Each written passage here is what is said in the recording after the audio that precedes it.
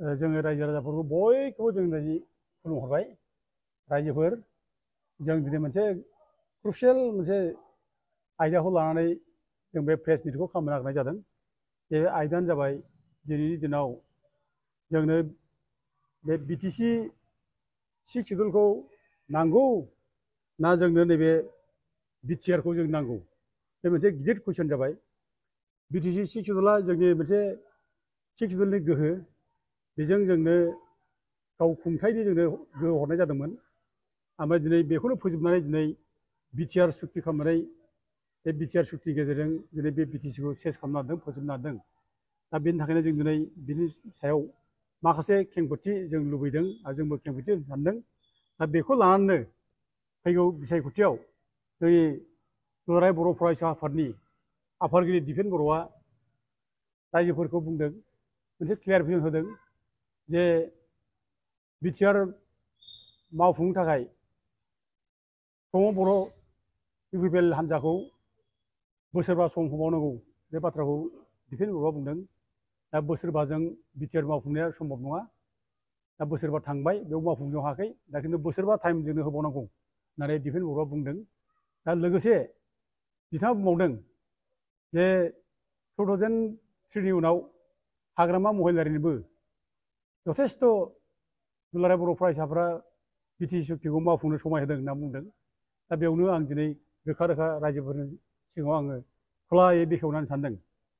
दा दिपेन बर'आ फार्स्टआवनो जे 2003नि उनाव बिटिसि सुक्तिखौ मावफुंनो थाखाय हाग्रामा महिलारिखौ माने सुजुग होदों होननाय बाथ्राया बे नंखाय, एखेबारे गगार मिसा, बे थगायदों, बे नङै खोथाखौ बुंदों। बे 2003आव बिटिसि सुक्ति जानायनि उनावनो जेब्ला प्रथम बिटिसि इलेक्सन जायो 2005आव, बे समाव उरखाव गोरा ब्रह्मआ बिटिसि चिफ जानो फैदों आरो बेखौनो चिफ खालामनो थाखाय दुलाराय बर' फरायसाफोरनि बै समनि नेताफ्रा बे दिपेन बर'मोनहा उरखाव गोरा ब्रह्मखौ चिफ खालामनो थाखाय माने बिटिसिआव दावराव दावसि खालामदों आरो बिथांमोनहा बिपिएफ हान्जा गावस्रानायखौ बिथांमोना खालामदों।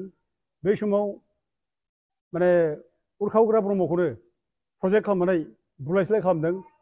बिटिसिनि प्रथम इलेक्सनाव 2005आव फार्स्ट बुलायजेनग्राबो बे उरखाव गोरा ब्रह्म।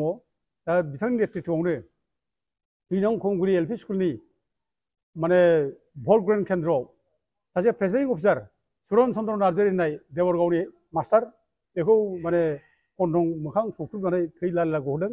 दा गथिखे बे 2005नि बिटिसि इलेक्सनाव बुलाय सोलाय खालामजेननायाबो उरखाव गोरा ब्रह्म, बिनिफ्रायनो बुलाय सोलाय जाजेनदों। दा उरखाव गोरा ब्रह्मआ आरो लोगोसे एबसुआ दायथ' दंमोन जे बिटिसि एकर्ड जानायनि उनाव बे बिटिसि एकर्डखौ मावफुंनो थाखाय बिसोरो ज' ज'सो मावलायनांगौमोन, हाग्रामा महिलारिखौ मदद होनांगौमोन, ज' ज' मावलायनानै खामानि मावनांगौमोन। खिन्थु बिसोरो ज' ज' मावलायनानै 2005नि इलेक्सनाव हाग्रामा महिलारिखौ होखारनानै उरखाव गोरा ब्रह्मआ चिफ जानो नागिरनानै माने बिपिपिएफआव गावस्रानाय लाबोदों, बिपिएफआव गावस्रानाय लाबोदों। दा गावस्रानायनि मुल दायनिगिरिया उरखाव गोरा ब्रह्म आरो एबसु। दा दिनै दिपेन बर'आ जे बुंदों जे माने हाग्रामा महिलारिखौबो बिटिसि सुक्ति मावफुंनो थाखाय जथेस्थ' सुजुग होनाय जादों होनना बुंदों। दा बे मिसा खोथा, बे थगायसुला थगायनाय बाथ्रा बुंदों। आरो दाना लोगोसे बे बोसोरबाजों बिटिआर सुक्तिखौ मावफुंजोबनो हायाखै, सम नाङो। दा बिनिखायनो फैगौ इलेक्सनाव इउपिपिएलनि हान्जाखौ सापर्ट खालामनांगौ होननानै माने दिपेन बर'आ खुलायैनो एनाउन्स खालामदों जे टाइम नांबावगौ, बोसोरबा टाइम होबावनांगौ प्रमद बर'नो बे बिटिआर सुक्तिखौ मावफुंनो थाखाय। दा बेखौ प्रेस मिटनि गेजेरजों खुला खुलि बुंनायदों। इतिमयधे दा माने एबसुनि सेंग्राफ्रानो दिनै गामि गामि हाबनानै फैसा रानदों, अबेबा बुलाय सोलाय खालामदों। दा बिथांमोनखौ एक्टिभलि इउपिपिएल जानानै इलेक्सनाव ओंखारनाय जों बेखौ नुनो मोन्दों। दा दिनै बिनि गेजेराव जे बिथाङा जे बुंदों जे बिटिआर सुक्तिखौ इमप्लिमेन्ट खालामनाय बाथ्रा, दा बेयावनो आं माखासे कुइसन रायजो राजा जानानै बयबो जानानै आङो खालामनो लुबैदों। बे कुइसनखौ दिपेन बर'आ होनांगौ आरो बेखौ सानथामनि गेजेरावनो बिथाङा रिप्लाइखौ होनांगौ। आरो बे रिप्लाइखौ जुदि बिथाङा होनो हायाब्ला खुनुदिन बे इलेक्सनाव ओंखारनायनि माने बिबान लानो मोना, एबसुखौ इलेक्सनाव ओंखारहोनो नाङा, आरो इलेक्सन केम्पेइन खालामनायनिफ्राय बिथाङा थाखा फैसा रानबाय थानायनिफ्राय बिथाङा गोजानाव थानांगौ आं बेखौ दिनै रोखा रोखा रायजो राजानि सिगाङाव आं बे प्रेस मिटनि गेजेरजों बुंनाय जायो। फार्स्टआवनो आं बुंनो लुबैदों दिपेन बर'आ अबे बिटिआरनि अबे सुक्तिखौ मावफुंजानो लुबैदों आं बेयाव सिगाङावनो बुंनो लुबैदों। दा बिटिआर सुक्तिनि बे माने गुदि रायफोरनाय फ्रन्ट पेजावनो बेयाव दङ 9 नम्बर लाइनाव स्टेन्सआव बेयाव बुंदों आं फरायनानै खोन्थानोसै। Negotiations were held with both organizations for a comprehensive and final solution to their demands while keeping intact the territorial integrity of the state of Assam होनदों। माने बिटिसि नि उनाव बिटिआरखौनो कम्प्रिहेन्सिभ एन्ड फाइनाल सलिउसन जाबाय होनना बुंदों आरो बे comprehensive final solution आरो गोदानै आसामखौ खुनु बुखावनाय जानाय नंला आसामनि बाउन्डारि बेनो थासिगोन जोङो रायजो नांला होननाय जादों। दा बिदिब्ला नोङो बे रायजो नांला होननाय बे बिटिआर सुक्तिखौ नोङो दिपेन बर'आव बोरै मावफुंनांगौ होनना बुंखो?